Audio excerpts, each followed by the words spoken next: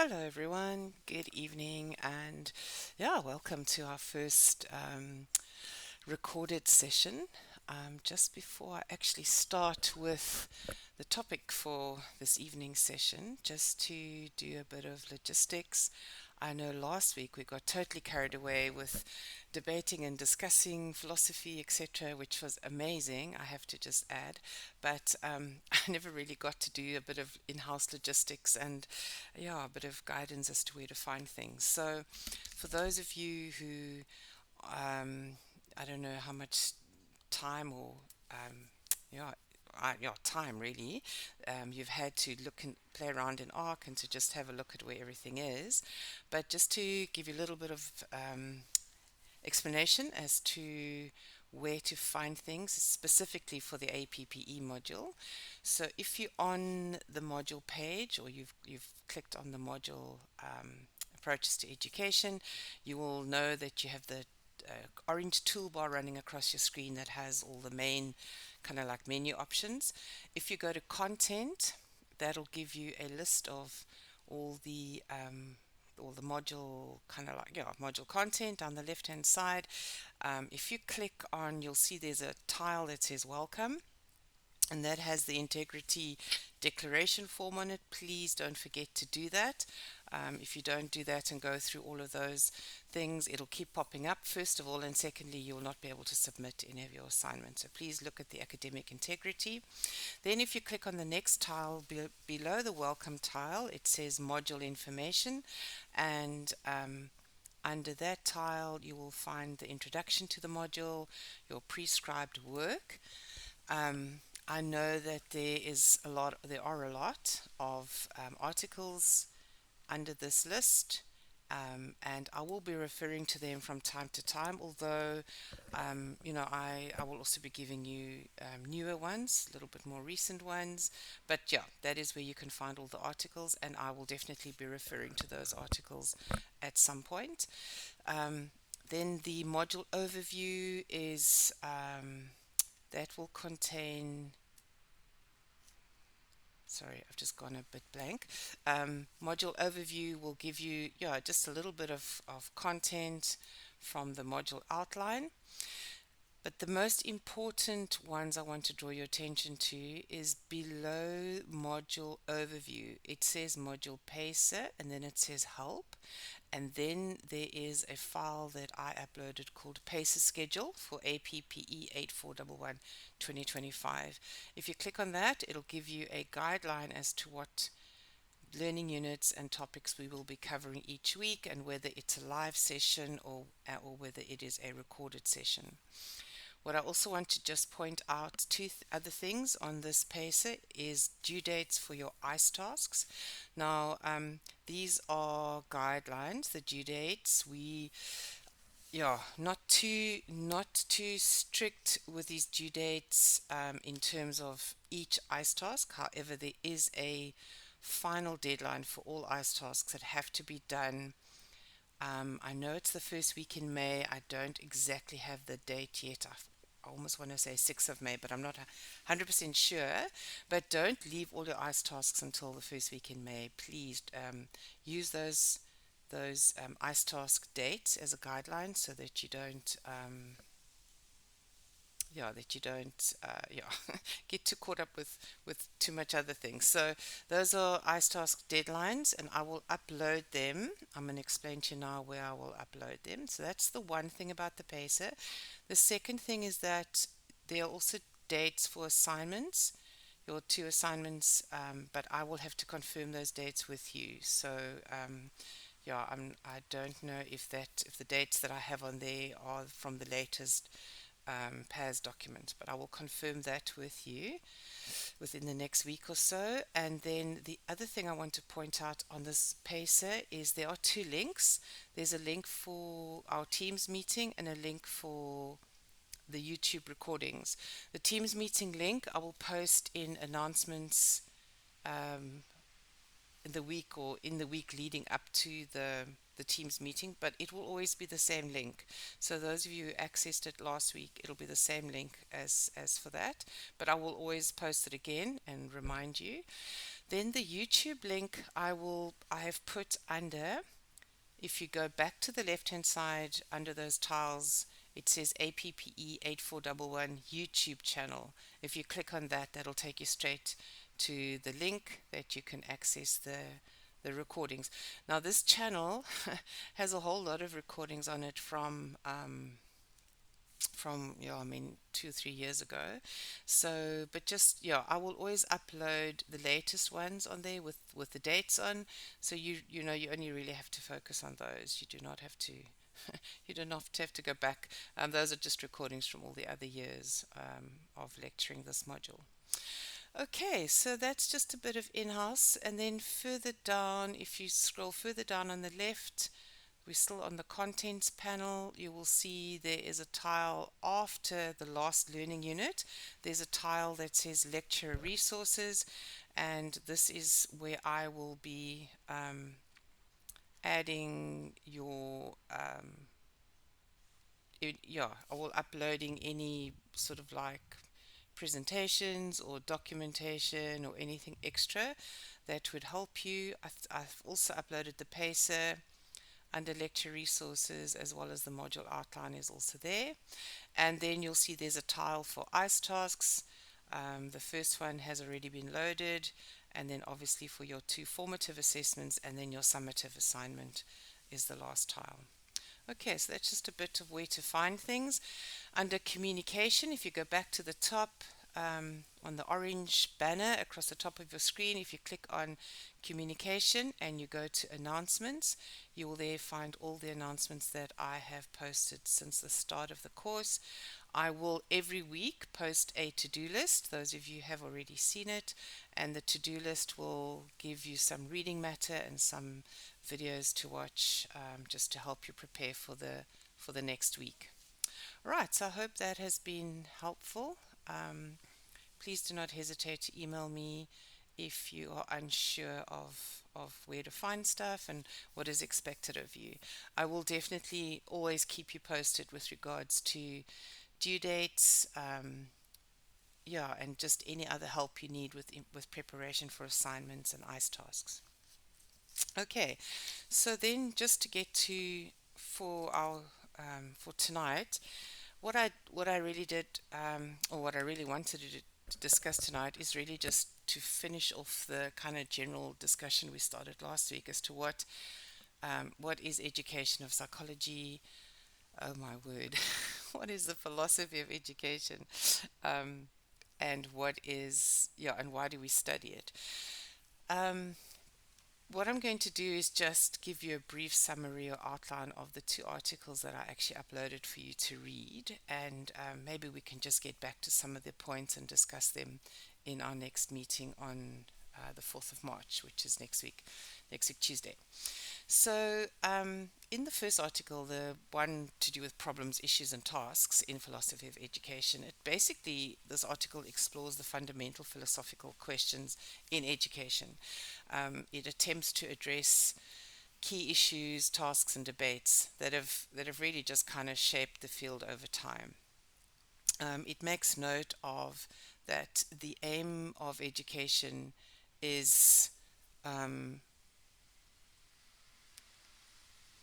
well, we'll put it this way, that the philosophy of education, the aim of that is to actually define the aim of education.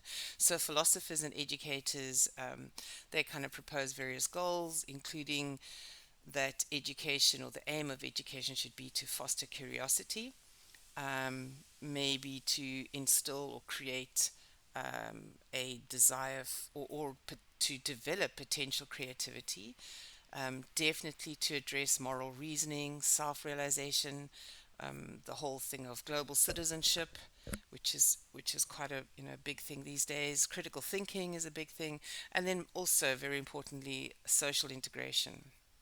And so these aims require philosophical um, defense, as well as interdisciplinary support from people in doing psychology, maybe sociologists, and definitely educational practitioners. Sorry. The article then also further goes to clarify educational concepts. So, philosophers of education will seek to clarify key concepts such as what is teaching, what is learning, is in does indoctrination play a role? Um, Conceptual analysis of in this article reveals that there are hidden assumptions, there's ambiguities, there's inferential relationships between ideas, um, which I suppose at the end of the day contributes to more precise understanding of educational discourse. Then also there's debate about authority in education, including questions about compulsory schooling, the whole thing around teacher authority, which I think is playing a huge role these days, especially I myself am involved with educating teacher students, and yeah, they go out and do their practical in schools, and they come back and they realize that their eyes kind of go wide open when they realize actually that they're not automatically respected in the classroom. That the whole role of teacher authority is changing very, very, very quickly. There's also a lot of debate around curriculum content. What should be in the curriculum, what is relevant. Indigenous knowledge, what role does that play? How important is that? And obviously, a huge thing that causes debate everywhere, really, in educational circles is the whole idea of standardized testing. So, what are we actually producing at the end of the day? So, these issues all involve ethical and political, as well as epistemological considerations. And we need to raise concerns about the fairness of education, the discrimination, and um, yeah, and the role of public versus private. There are so many ethical questions that come up in that, and for me, I lecture or teach or work at a private higher institution, and I have to be honest and say that there are many times where I look at policies and I wonder. Um, what are we about? Are we about making money, or are we about educating? And yeah, those are the real issues. Um, this article also takes a look at the whole role of critical thinking and wanting to promote the fact that critical thinking should be a widely supported educational goal. But yet, in a way, defining it still remains contentious. I mean, what is critical thinking? And is critical thinking for one the same as for another? So philosophers, examine whether critical thinking presupposes objective truth, or is it influenced by cultural and political bias. So some critics will argue that the traditional models of critical thinking may still privilege dominant societal groups over marginalized ones, and I think they do. You know, it's the same. I remember when I was doing my PhD, and I did a lot of research into multicultural education, and although I tried really hard to see education, the diversity in our education from different perspectives, it's impossible because I only will ever have one perspective, and that is of, predominantly Western European um, culture. So, yeah, even the people that are defining these terms, aren't they still predominantly Western European educated people, So I don't know. Do we, yeah, yeah. So I agree with all these questions, and this is what philosophy of education is about. It's about how do we feel about these things? Where do we stand?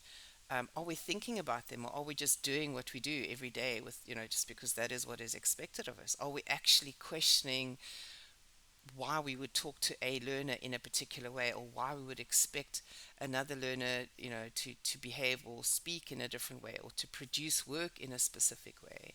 What is our reasoning? What is the motivation behind it? What is our philosophy on all of this? And are we really engaging in in what we see as education is all about. This article also goes on. There's a debate about indoctrination versus education, and it's a long-standing debate, and it really concerns whether education differs from how different is it from indoctrination.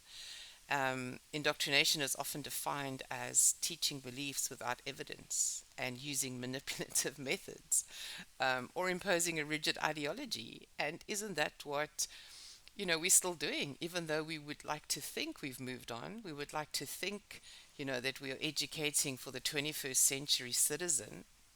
But are we really? I mean, really, if you think of a scenario in your classroom, you are still the teacher on the stage. You are still involved with getting content across to an audience that you are wanting to absorb like sponges, because they need to regurgitate that on a standardized test in order to do well, in order to validate you as to having done your role well.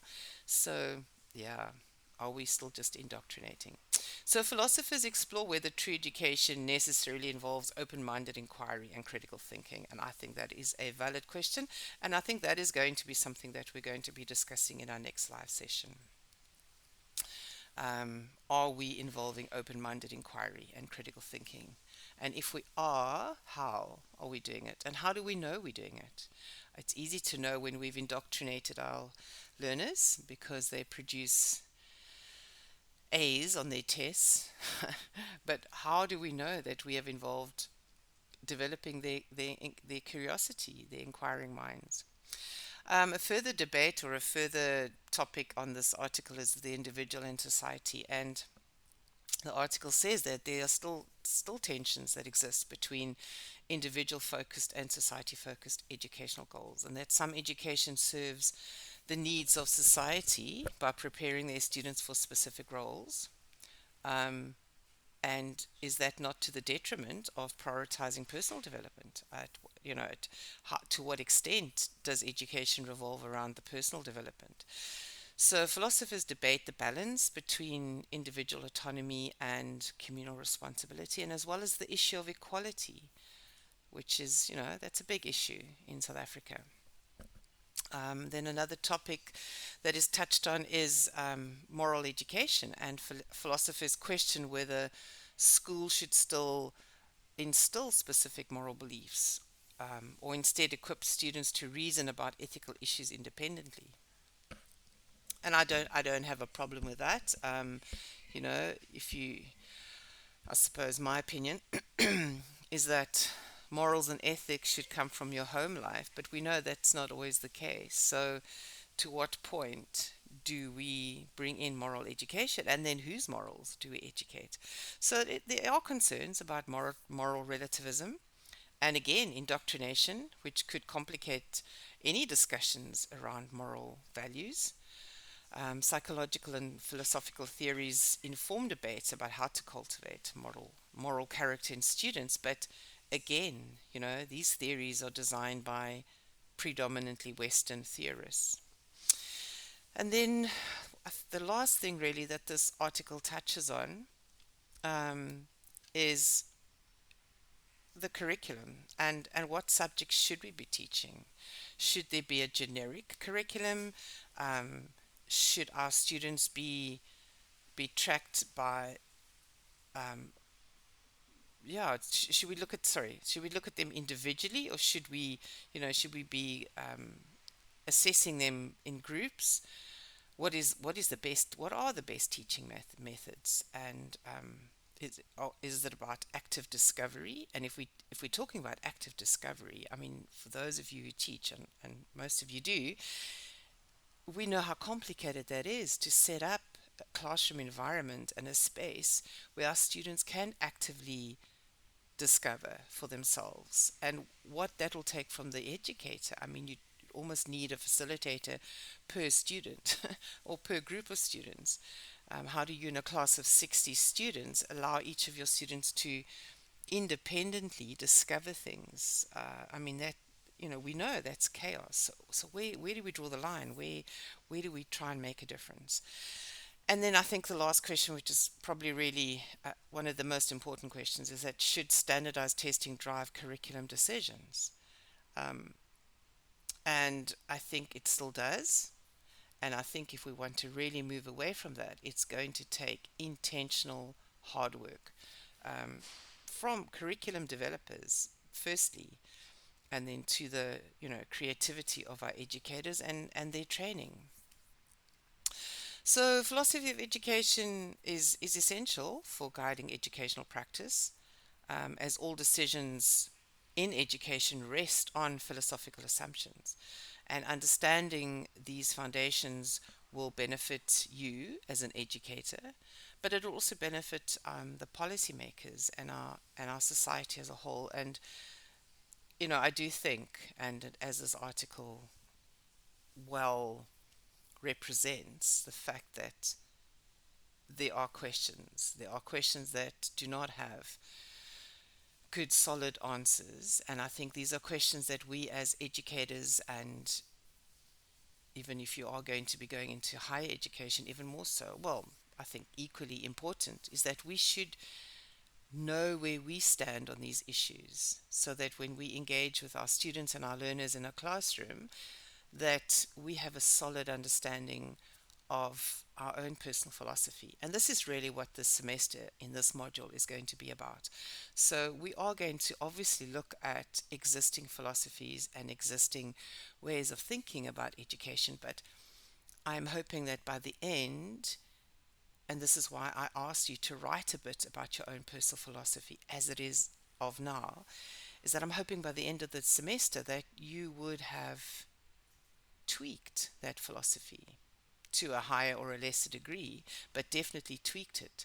Um, and if not that, maybe just have a better understanding of the foundation in your experiential situation as to why your philosophy is the way that it is. And I mean that is true. We we bring to the classroom our own experiences and our own understanding and our own perspectives. But I'm hoping that through this, you can define that better and tweak it and refine it as you reflect on where you stand. Then the second philosophy, my word, the second article that I uploaded for you to look at, the Philosophy Rediscovered, really just explores the importance of philosophy in shaping our teaching philosophies and the way we approach education. So it's the authors in this article argue that developing a well-grounded teaching philosophy will enhance your self-awareness, um, your authenticity, and your effectiveness in the classroom. So this is really just about the process of developing your philosophy and the different aspects or themes that you need to keep in mind. And one of the key themes is your teaching philosophy. Your will obviously help you to articulate your own values, as I have mentioned before, and it helps you to establish connections with the broader educational community. So knowing where you stand and how what you stand for, you then start to connect with people who feel similar. Um, Understanding the yeah, then it the article also briefly explains the foundations of philosophy in education by highlighting three core branches of philosophy, which are ones we dealt with last week. Well, three of the four we dealt with, but also metaphysics, which is also ontology, which is the nature of reality; epistemology, which is the nature of knowledge and of learning; and then axiology, which has to do with values and ethics. Um, and the authors of this article, they also highlight five major educational philosophies, which we will definitely be touching on this semester. So they touch on idealism, realism, pragmatism, existentialism, and critical theory. I'm not going to go into any detail of those at this stage, but just know that we will be covering each of those in great depth later on. But these five philosophies, and there's one or two more that I feel are important, but they're definitely going to help shape your teaching methods and help you to understand where you're at, what your personal beliefs are. So, what are the implications for having a philosophy? Really, a well articulated teaching philosophy will help you to navigate ethical dilemmas in your classroom, curriculum choice. I know we don't have much of a choice there, but we do have a choice as to how we deliver the curriculum. And most definitely, it's going to affect the way that you interact in your classroom or your lecture room. So, reflecting on your own teaching philosophy will ensure consistency between your beliefs and your practices, and